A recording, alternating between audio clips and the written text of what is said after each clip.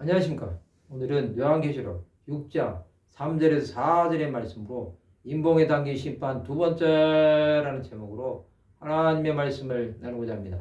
본 말씀은 둘째 인을 떼실 때 내가 들으니 둘째 생물이 말하되 오라 하니 이에 다른 붉은 말이 나오더라.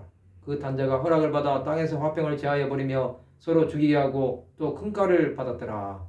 어린 양 대신 예수께서 둘째 인을 떼실 때 둘째 생물이 말을 합니다. 그때 다른 붉은 말이 나옵니다. 그 말은 전쟁을 상징합니다. 이것은 온 세상에 퍼질 재앙을 말하는 것입니다. 마지막 때는 전체 기근과 지진이 있게 됩니다. 또 나라가 나라를, 민족이 민족을 대적하여 일어나게 됩니다. 지금 지구상에 일어나고 있는 전쟁과 재난은 인류가 뿌린 대로 거두는 것입니다. 또 전쟁으로 인한 살육이 일어나게 됩니다. 이것은 지금도 일어나고 있는 수많은 전쟁이 보여주고 있습니다. 이 전쟁은 수많은 사람들을 죽이고 있습니다. 대량 살상 무기를 사용하면 많은 사람들이 치명상을 입고 죽게 됩니다.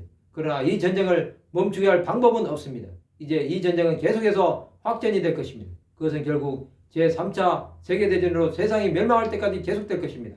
지금 지구상에서 멈추지 않고 있는 전쟁은 불씨를 안고 있는 것입니다. 이 전쟁의 시간이 지나고 나면 또 다른 전쟁이 기다리고 있습니다. 인류 가운데서 일어나고 있는 전쟁은 주 예수께서 다시 오실 때까지 마침이 없을 것입니다. 전쟁은 화평을 제하여 버리며 서로를 죽이게 하는 것입니다. 또 칼로 서로를 죽이며 멸망의 길로 가는 것입니다.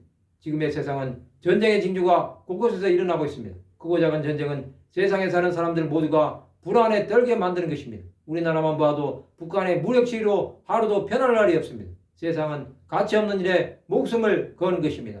그러나 주 예수를 믿는 사람들은 강하고 담대해야 합니다. 그것은 전쟁이 일어난다고 해도 우리는 피할 길을 주시는 주 예수 앞으로 갈 수 있다는 것입니다. 설령 전쟁으로 목숨을 잃는다고 해도 하나님 나라에 이를 것입니다. 또 전쟁으로 일어나는 박해로 감옥에 갇히거나 순교를 당할 수도 있습니다. 그러나 이것은 하나님께서 허락하시지 않으면 일어나지 않는 일입니다. 우리가 그러한 상황에 놓인다고 해도 하나님 우리를 긍휼히 여겨 주실 것입니다.